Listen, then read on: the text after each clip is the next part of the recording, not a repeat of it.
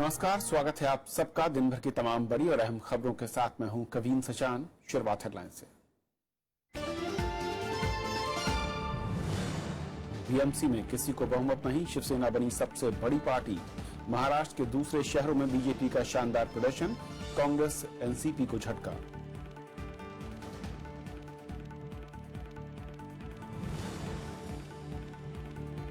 उत्तर प्रदेश में चौथे दौर के लिए 61% से ज्यादा मतदान, 680 उम्मीदवारों की किस्मत ईवीएम में कैद। पांचवें और छठे दौर के लिए प्रचार हुआ तेज।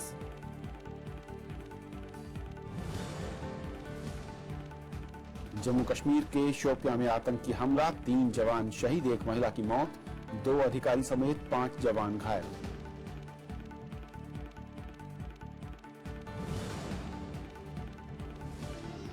दिल्ली में छात्र संगठनों की झड़प मामले में एफआईआर दर्ज, पुलिस की भूमिका की होगी जांच। कार्रवाई की मांग पर एबीवीपी और आईसा आमने सामने।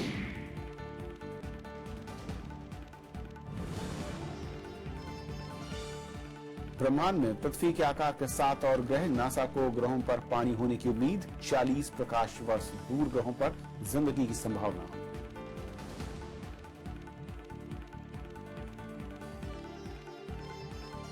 आइए देखते हैं पहली खबर।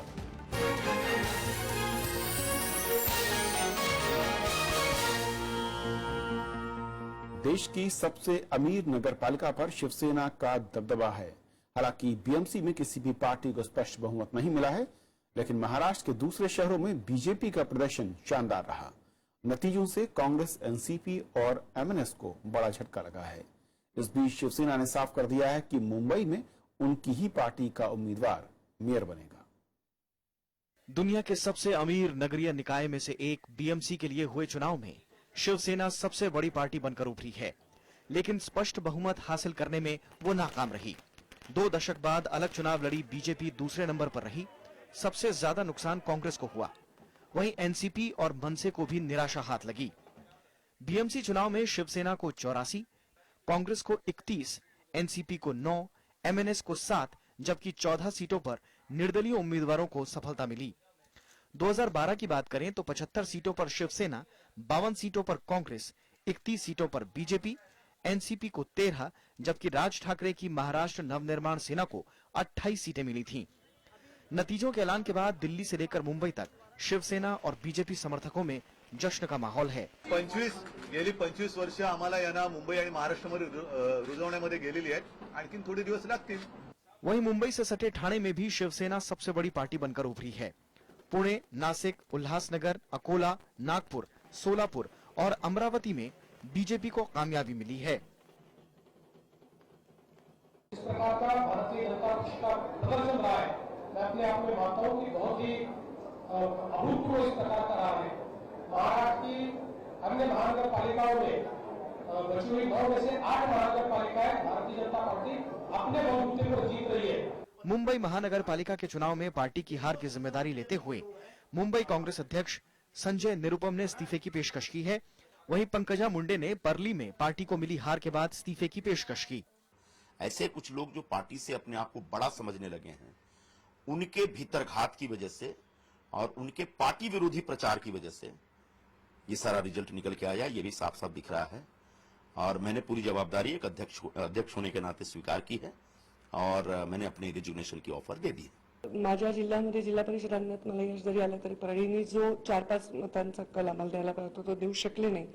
त्याच्याबद्दल पक्षश्रेष्ठींकडे मी चर्चा करेन आणि या जबाबदारी घेऊन ग्रामविकास मंत्रीपदाचा राजीनामा सुद्धा मी मुख्यमंत्री महोदयांकडे देत आहे। बीएमसी का सालाना बजट 37,000 करोड़ रुपए का है, जिस पर पिछले 2 दशक से शिवसेना का कब्जा रहा है। 2 दशक के बाद बीजेपी और शिवसेना ने इस बार यहां अलग अलग चुनाव लड़ा। Bureau report, Rajya Sabha TV. और इन नतीजों पर और बातचीत करेंगे हमारे साथ साकाल ग्रुप के ब्यूरो चीफ अनंत पकायकर साहब। अनंत जी, स्वागत है आपका। जिस तरीके से ये चुनाव हुआ काफी रोचक दिख रहा था और हुआ भी वही, और जिस तरीके के नतीजे आए हैं जी, ऐसी उम्मीद दिख रही थी पहले से, या फिर लगता है कि थोड़े से उम्मीद से अलग नतीजे दिख रहे हैं? नहीं, उम्मीद तो थी कि कांग्रेस और एनसीपी का प्रदर्शन अच्छा नहीं रहेगा और बीजेपी का प्रदर्शन अपेक्षा से भी थोड़ा सा ज्यादा अच्छा रहा है। मुंबई में शिवसेना 1 नंबर पे रहेगी, ये एक आकलन था और वैसे ही हुआ है। लेकिन बीजेपी और शिवसेना में जो अंतर होगा वो इतना कम होगा, ये अपेक्षा नहीं थी। यानी कि बीजेपी के लिहाज से अगर मैं कहूं बीएमसी में प्रदर्शन शानदार कहें। बिल्कुल। और दूसरी बात यह है कि अगर कॉरपोरेशन के, यानी जो ये सारे शहर के कॉरपोरेशंस हैं, तो उसमें बीजेपी का प्रदर्शन बहुत ही अच्छा रहा है। विशेष रूप से अगर पुणे और पिंपरी चिंचवड़ का अगर हम उदाहरण ले लेंगे तो यहाँ एनसीपी और कांग्रेस, और विशेष रूप से एनसीपी का पूरा कब्जा रहा था, गढ़ रहा है एनसीपी का। अब वहां तो बीजेपी अपने बलबूते पे, अपनी ताकत पे दोनों जगह पुणे और पिंपरी चिंचवड़ में आज आ गई है सत्ता में। और पिंपरी चिंचवड़ जैसे मुंबई का उदाहरण देते हैं कि बहुत एक अमीर कॉरपोरेशन मानी जाए, वैसे ही पिंपरी चिंचवड़ भी एक अमीर कॉरपोरेशन मानी जाती है, क्योंकि वहां पूरी इंडस्ट्रियल बेल्ट जो है, पुणे से सटा हुआ एरिया है, वो वहां है। तो उस मायने में, और नासिक में जो एमएनएस का गढ़ माना जाता था, वहां बीजेपी ने पूरी तरह से कब्जा कर लिया है। तो इस तरह से बीजेपी ने, जैसे मुंबई में एक तरह से कांग्रेस की जगह बीजेपी ने ले ली है, ऐसा एक, अगर हम उसका एक मोटे तौर पे अगर विश्लेषण करें तो ऐसा दिखता है कि बीजेपी ने कांग्रेस की जो जगह है, वो स्पेस है, वो ली है। वैसे ही पुणे में और पिंपरी चिंचवड़ में वो एनसीपी को पीछे करके अपने आप को उन्होंने आगे कर दिया है। बाकी विदर्भ में तो खैर वो मुख्यमंत्री विदर्भ से आते हैं, नागपुर से आते हैं, तो वहां भी बीजेपी एक मुख्य पार्टी हमेशा रही है। वहां सिर्फ 2 बीजेपी और कांग्रेस में ही सीधी लड़ाई होती है। तो उस लिहाज से वहां राष्ट्रवादी कांग्रेस, एनसीपी का और शिवसेना का ज्यादा कुछ है नहीं। लेकिन अगर आप शहर छोड़ के अगर आप ये जो जिला परिषद और पंचायत इलेक्शन को देखेंगे, हाँ पूछिए।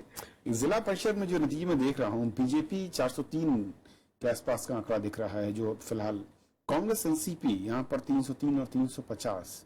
जी, ये जो अंतर है, ये फर्क है, मैं कहूं कि बाकी शहरी उससे और वहां पर ये इतना बड़ा फर्क क्यों है? नहीं, एक तो ये है, वही उसी पे मैं आना चाहता था कि जैसे आपने देखा होगा पुणे में, पुणे का उदाहरण बहुत दिलचस्प होगा, क्योंकि पुणे शहर में तो बीजेपी ने पूरा कमाल दिखाया, अपने ताकत पे वो आ गई। पुणे कॉरपोरेशन में 100, मेरे ख्याल से 100 तक सीटें उनको मिली है 162 में से। तो लेकिन पुणे ग्रामीण यानी जिला परिषद का तो वहां एनसीपी पूरी तरह से हावी है।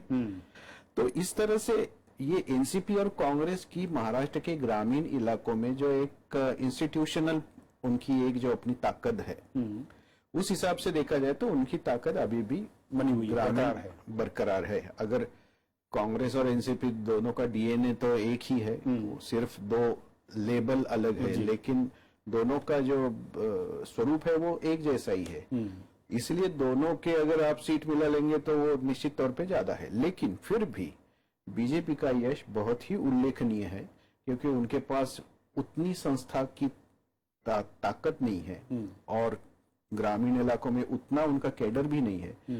फिर भी उन्होंने जिस तरह से यश उनको मिला है, मुझे लगता है वो उल्लेखनीय है। और कांग्रेस और एनसीपी को अब बहुत ही गंभीरता से आत्मचिंतन की आवश्यकता है। जी, लेकिन वहीं दूसरी तरफ मैं कहूं, मुंबई में जिस तरीके के नतीजे हैं, पिछली बार शिवसेना बीजेपी एक साथ थे और बीजेपी मेरे ख्याल से 30-35 के आसपास 31 सीटें थी। बिना शिवसेना के बीजेपी का मुंबई में खड़ा होना क्या शिवसेना के लिए खतरे की घंटी है? रिश्तों में जो तलखी थी वो कहीं और बढ़ेगी? बीजेपी के पास जो मैं कहूं कि उसका एल्बो रूम था वो और ज्यादा होगा, और शिवसेना के लिहाज से ये थोड़ा सा मुश्किल दौर हो सकता है। ये मुश्किल दौर शिवसेना के लिए है। उनको कहीं ना कहीं अब मुंबई में भी, क्योंकि मुंबई तो अगर गढ़ माना जाता है शिवसेना का, अभी भी है कुछ हद तक, तो अब उनको वो अपने पास कायम रखने के लिए काफी मशक्कत, कोशिश, मेहनत करनी पड़ेगी। नहीं तो ये दूसरे नंबर पे नहीं, लगभग बराबर अब बीजेपी वहां आ गई है। इसलिए शिवसेना, अब पहले ये लगता था कि बीजेपी और शिवसेना में अंतर अगर काफी रहेगा तो फिर बाद में ये दोनों एक आ सकते थे। जैसे कल्याण डोंबिवली महानगर पालिका कुछ महीने पहले हुई थी, वहां हुआ। लेकिन अब वैसी स्थिति नहीं है। अब तो शिवसेना ने भी कहा कि मेयर मेरा होगा। हाँ, तो इसीलिए शिवसेना को मुझे लगता है कहीं ना कहीं दूसरे तरीके के एडजस्टमेंट और अंडरस्टैंडिंग कुछ करनी पड़ेगी। एक आखिरी सवाल, क्या यहाँ पर रोल जो था दूसरी पार्टियों का, छोटी पार्टियों का, नए गठबंधन की शेप भी दिख सकती है, शुरुआत हो सकती है यहाँ पर बीएमसी के थ्रू? हाँ, बिल्कुल हो सकती है, क्योंकि ऐसा है कि ये इलेक्शन अगर हम देखें तो एक बात समझ में आती है कि इसमें बीजेपी एक मुख्य फोर्स है, उसके खिलाफ ये तीन पार्टियां खड़ी है, एनसीपी, कांग्रेस और शिवसेना। और ये नतीजों के बाद तो वो जो डिवीजन है वो और शार्पन हो गई है। और इसीलिए आगे आने वाले जो कोई चुनाव होंगे उसमें मुझे लगता है कहीं ना कहीं अंडरस्टैंडिंग, या आप जैसे कह रहे हैं कि कुछ नए समीकरण शुरुआत हो सकते हैं। ये देखना बहुत दिलचस्प होगा कि आखिर में नतीजों के बाद किस तरीके के कॉम्बिनेशन महाराष्ट्र में देखते हैं, और खासतौर पर बीएमसी में जो मेयर हैं वो कैसे और किस पार्टी के बनेंगे, किसके समर्थन के बाद। बहुत बहुत शुक्रिया आनंद आपका इस चर्चा में शामिल होने के लिए। और ये थी पहली खबर, छोटा सा ब्रेक, और ब्रेक के उस पार दिन भर की दूसरी बड़ी खबर।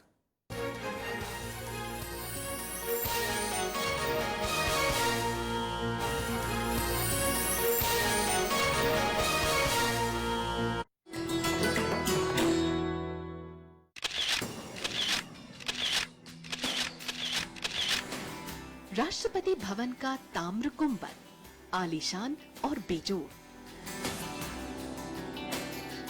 सांची के बौद्ध स्तूप से प्रभावित इस गुंबद की ऊंचाई बाकी इमारत से करीब 2 गुनी।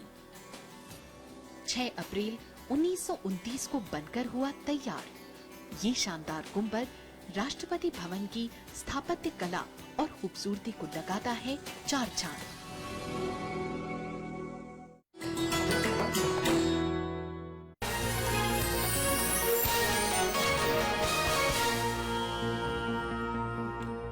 उत्तर प्रदेश में आज चौथे दौर के लिए मतदान का काम पूरा हो गया है। इस दौर की 53 सीटों पर 61% से ज्यादा मतदान हुआ है।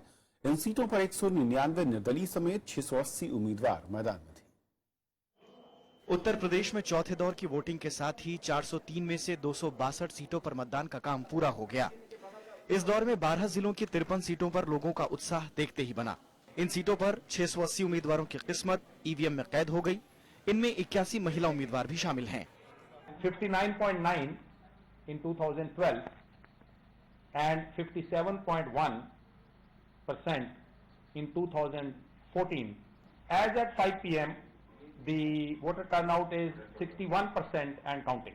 61%? Yeah. We hope that it will go to about 63 or something. इस दौर में बुंदेलखंड इलाके के 7 जिलों की 19 सीटें भी शामिल हैं। सुबह से ही मतदान केंद्रों पर भारी भीड़ दिखी। युवाओं के साथ ही महिलाओं और बुजुर्गों ने भी बढ़ चढ़कर हिस्सा लिया। मतलब गरीब और अमीरों में नहीं होना चाहिए, एक सा देखना चाहिए। जब जनता लाइन में लगी है और खड़ी है तो सबको एक नजर से देखना चाहिए। जो भी सरकार बने पहले भ्रष्टाचार को दूर करे, रोडें, सड़कें, नल, पानी, बिजली व्यवस्था जो इतनी खराब चल रही है, इधर पे व्यवस्था पूरी अच्छी तरीके से दी जाए और यहाँ पर महिलाओं के लिए अधिक से अधिक सुरक्षा की जाए। जो देश के लिए काम करे और क्या अच्छा काम करे, क्या समझे, बच्चों को समझे क्या चाहिए। जो बेसिक मुद्दा हावी है वो है विकास का, क्योंकि पिछले 20 सालों से हमारे प्रदेश में विकास हुआ नहीं। इस दौर में सबसे ज्यादा 53 सीटों पर बीएसपी ने उम्मीदवारों को उतारा, जबकि 48 पर बीजेपी, 39 पर आरएलडी, 33 पर समाजवादी पार्टी, 25 पर कांग्रेस और 199 पर निर्दलीय उम्मीदवार मैदान में हैं।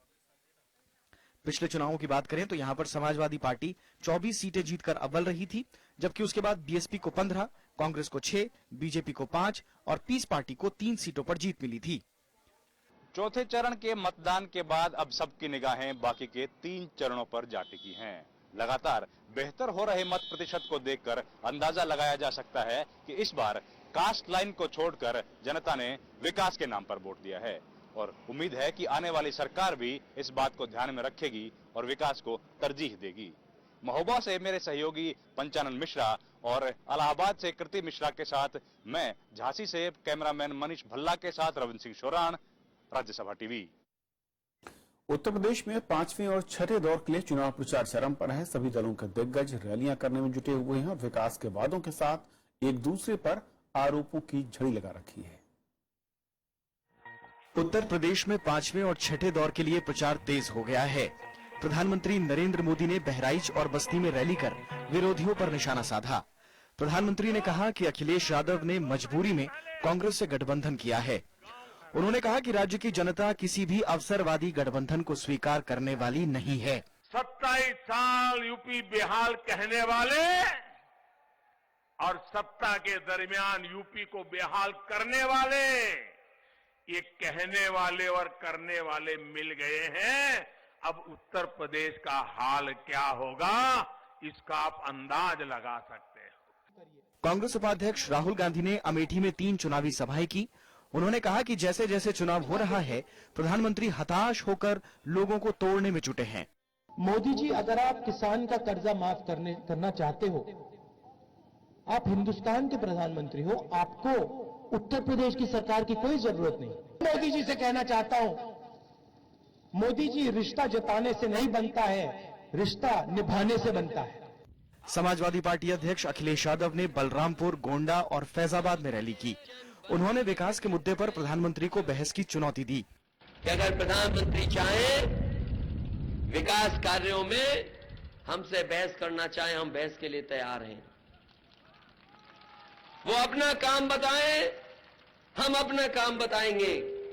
और हम तो कहते हैं कि हम पूछते हैं आपसे कि आपने कौन सा काम किया है, और चाहे हमसे पूछ लो कि हमने उत्तर प्रदेश में क्या काम किया है।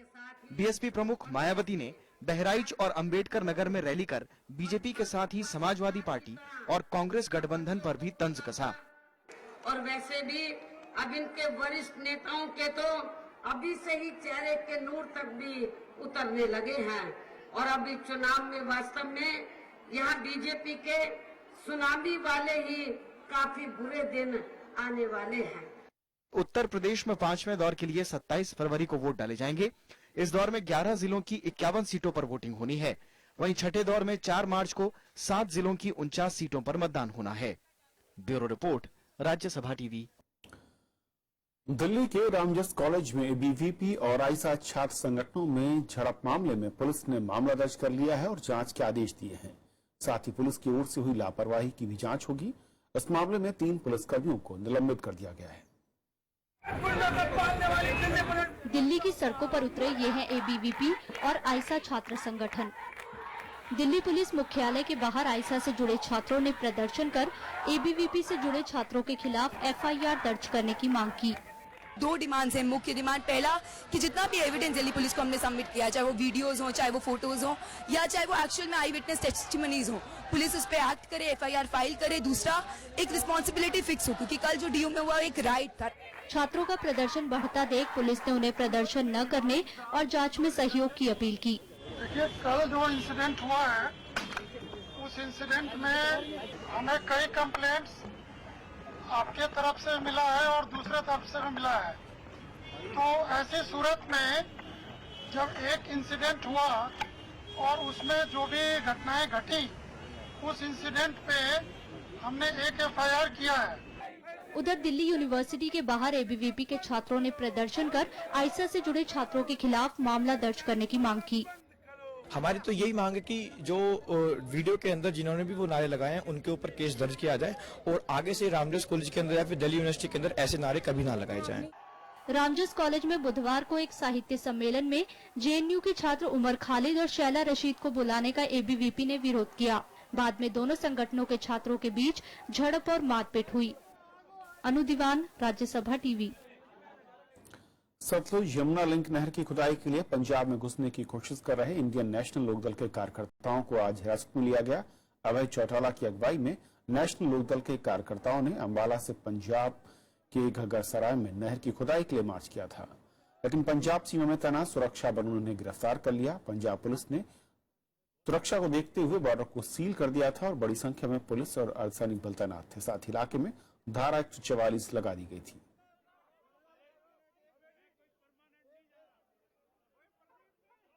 पंजाब की पुलिस तो गिरफ्तार कर ही रही है। जिस हरियाणा सरकार की सबसे बड़ी जिम्मेवारी थी इस नहर के पानी को लाने की, उसने भी हमारे लोगों को रोकने का काम किया।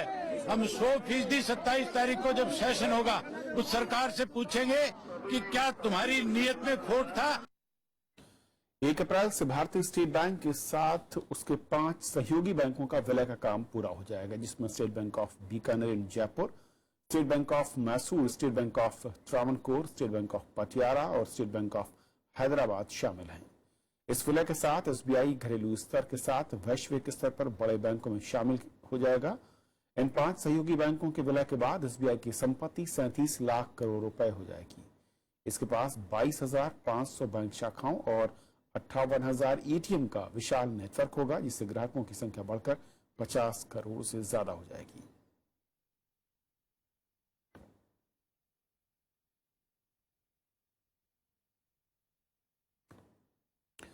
उपराष्ट्रपति मोहम्मद हामिद अंसारी की 2 अफ्रीकी देशों रवांडा और युगांडा यात्रा पूरी हो गई है। उन्होंने आज युगांडा में भारतीय समुदाय के लोगों से मुलाकात की।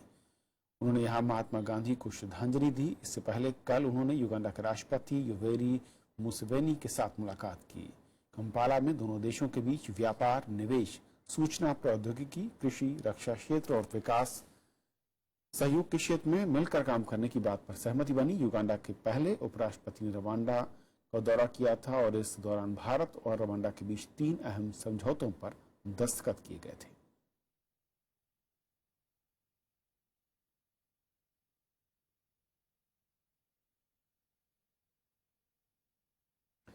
जम्मू कश्मीर के शोपियां में आतंकी हमले में सेना को भारी नुकसान हुआ है। गुरुवार तड़के इस हमले में 3 जवान शहीद हो गए, जबकि एक महिला की मौत हो गई। हमले के वक्त सेना के जवान गश्त पर थे। हमले में 2 अधिकारी समेत 5 जवान घायल हुए हैं। अभी तक किसी भी आतंकी संगठन ने हमले की जिम्मेदारी नहीं ली है। इसी महीने कुलगाम समेत 3 अलग अलग मुठभेड़ों में सेना को भारी नुकसान उठाना पड़ा था। रात के 2 बजे हमारी नींद थी, हमारी नींद खुल गई। सड़क पे अचानक फायरिंग की आवाज हमें सुनी और हम लेकिन पीछे में रहे। अंदर से हमारी माँ ऊपर के कमरे में सो रही थी और 1 घंटे के बाद लगभग फायरिंग बंद हो गई। उसके बाद हम ऊपर चढ़ गए, हमारी माँ मर गई थी ऊपर। पाकिस्तान में आतंकियों ने एक बार फिर लाहौर के रिहायशी इलाके को निशाना बनाया है। लाहौर में डिफेंस इलाके में शॉपिंग सेंटर में धमाका हुआ, जिसमें 8 लोगों की मौत की खबर है, जबकि 35 लोग घायल हुए हैं। मंगलवार को ही खैबर पख्तूनख्वा प्रांत में एक अदालत के बाहर आत्मघाती धमाके और गोलीबारी में 6 लोग मारे गए थे।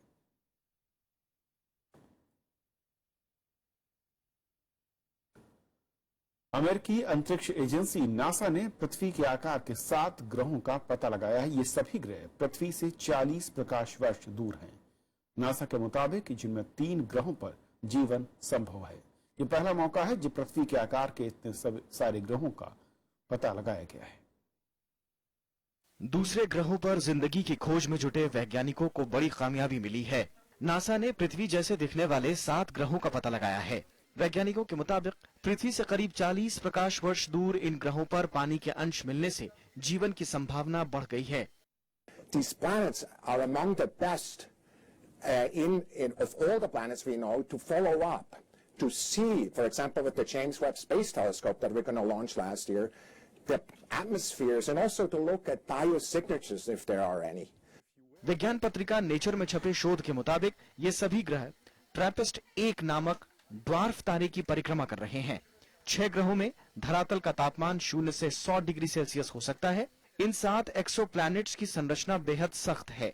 इनमें से 3 ग्रहों पर तापमान और पानी होने की संभावना को देखते हुए ये जीवन के अनुकूल हो सकते हैं।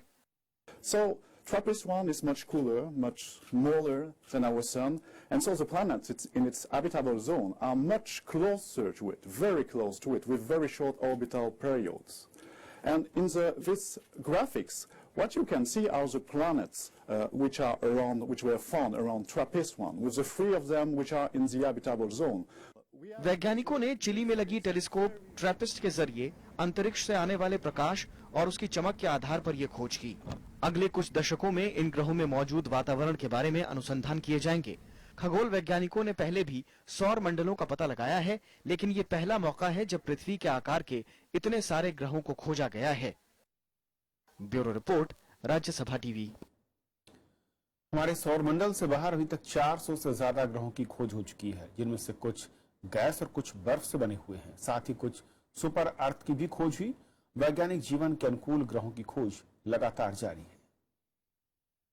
सौरमंडल से बाहर अब तक 429 से ज्यादा बाहरी ग्रह खोजे गए हैं। इनमें ज्यादातर ग्रह गैस या बर्फ से बने पिंड हैं। सबसे पहले जो बाहरी ग्रह खोजा गया था वो है 91 पेगासी बी। ये करीब 50 प्रकाश वर्ष दूर सूरज जैसे एक तारे का चक्कर काट रहा है। ये एक विशाल गैसीला पिंड है। इसी तरह 89 गैसीय ग्रहों की खोज हो चुकी है जो आकार में बहुत बड़े और अपने तारों के बेहद करीब हैं। इसी तरह रेडियो खगोलविदों ने करीब 980 प्रकाश वर्ष दूर एक पल्सर तारे PSR-B के चारों तरफ चक्कर काट रहे ग्रहों का पता लगाया है। पल्सर तारा सुपरनोवा विस्फोट का अवशेष है।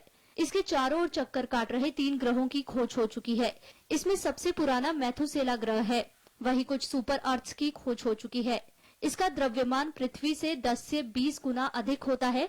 बर्फ से बने ये ग्रह तारों के सबसे नजदीक होते हैं। वैज्ञानिक लगातार ऐसे ग्रहों की खोज में जुटे हैं जहां पृथ्वी के समान वायुमंडल और जल मौजूद हो। साथ ही ऐसे ग्रह अपने तारों से बिल्कुल सही दूरी पर हो।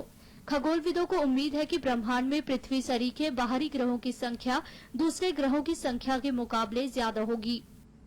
Bureau report, Rajya Sabha TV.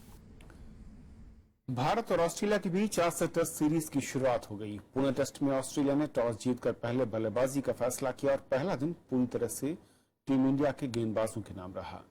दिन का खेल खत्म होने तक ऑस्ट्रेलिया के 256 रन पर 9 विकेट गिर गए थे। तेज गेंदबाज उमेश यादव ने शानदार प्रदर्शन करते हुए ऑस्ट्रेलिया के 4 विकेट लिए। ऑस्ट्रेलिया के 9 विकेट 205 रन पर गिर गए थे, लेकिन आखिरी विकेट के लिए स्टार्क और हेजलवुड के बीच अब तक 51 रनों की साझेदारी हो चुकी है। तेजी के साथ गिरते विकेटों के बीच स्टार्क ने तूफानी पारी खेली और महज 47 गेंदों में अर्धशतक बनाया। स्टार्क 57 रन बनाकर क्रीज पर हैं, वहीं हेजलवुड 31 गेंदों पर 1 रन बनाकर उनका साथ दे रहे हैं।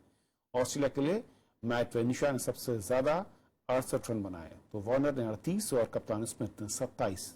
अश्विन और जडेजा को 2-2 विकेट मिले, वहीं जयंत यादव ने 1 विकेट लिया।